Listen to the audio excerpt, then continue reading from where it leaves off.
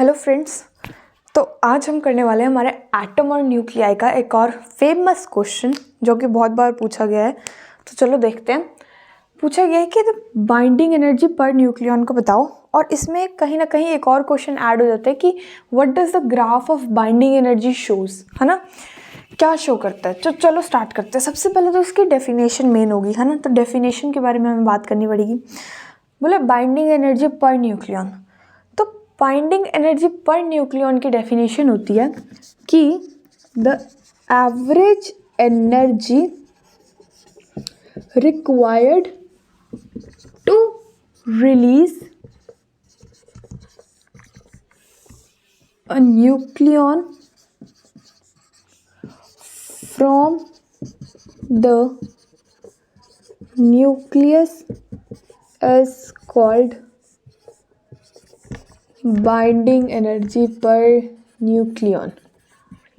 Simple सी इसकी definition है, कुछ नहीं, बोल रहे कि the average energy required to release a nucleon from the nucleus, जो एवरेज एनर्जी हमें रिक्वायर्ड होती है न्यूक्लियस में से न्यूक्लियन को रिमूव करने के लिए, हम उस एनर्जी को बोलते हैं बाइंडिंग एनर्जी पर न्यूक्लियन।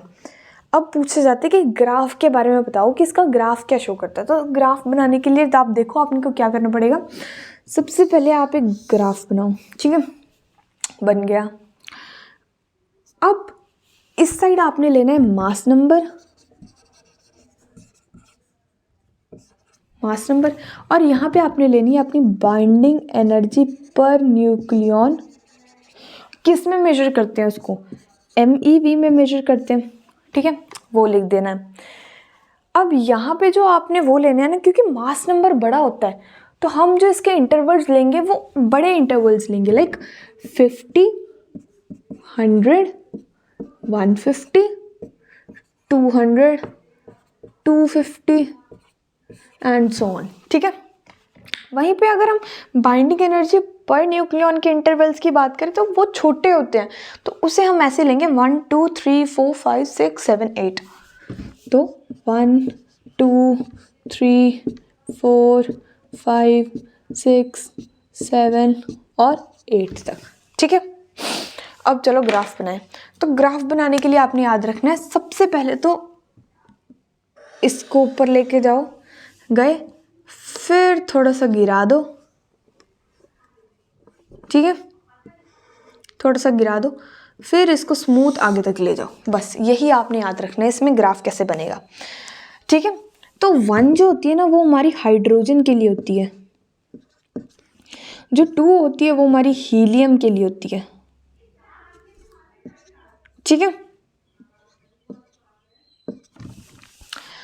वहीं अगर हम बात करें तो ये हम देख सा रहे हैं कि जो हाईएस्ट जाती है ना हमारी, जो हमारी हाईएस्ट बाइंडिंग एनर्जी का ग्राफ जाता है वो जाता है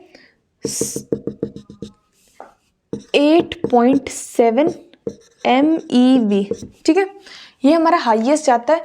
और जो एक एवरेज में हमारी ये बाइंडिंग एनर्जी रहती है उसे हम बोलते हैं 7.6 के अप्रोक्स होती है वो, ठीक है। बस इतना ही आपने याद रखना है और ज़्यादा कुछ नहीं। अब इन ग्राफ को देख के जो हमें बातें पता लग रही है हमें वो यहाँ पे लिखनी होंगी, ठीक है। तो डालो सबसे पहला पॉइंट हम बोल सकते हैं कि the curve show that the average binding energy per nucleon for most of the atomic nuclei is 8 MeV, है ना। हम देख सकते हैं कि जो एवरेज हमारी nucleus binding energy per nucleon है वो अप्रॉक्स 8 के पास रह रही है। तो हम लिख सकते हैं द कर्व शो दैट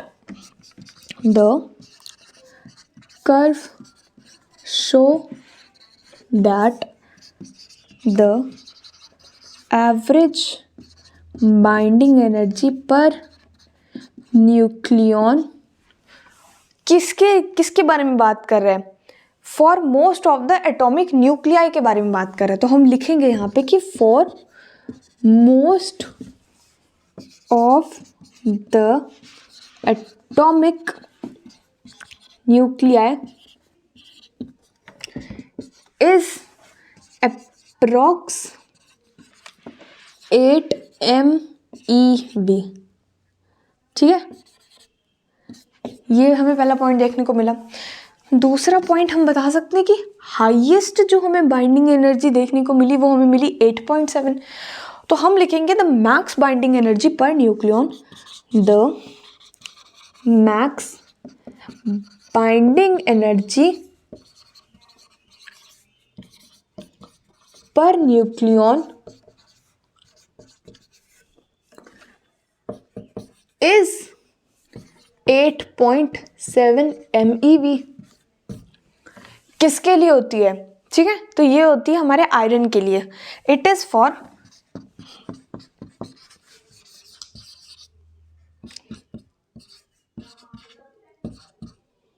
ये आपने लिख देना है। ठीक है, अब इसको एक बार रिकैप करते हैं कि हमने क्या किया।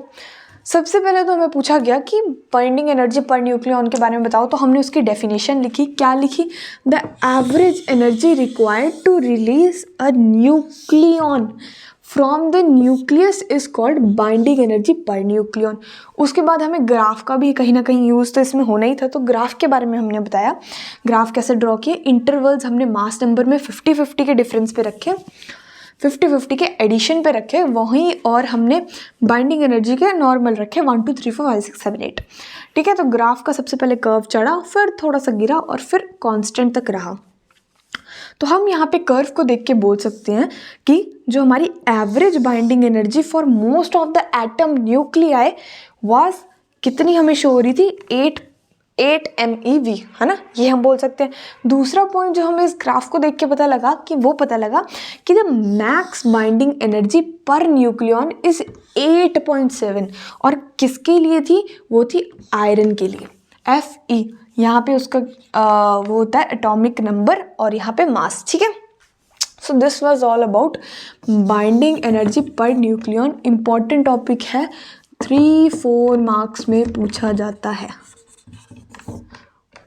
So this was all about it. I hope you understand. Thank you so much.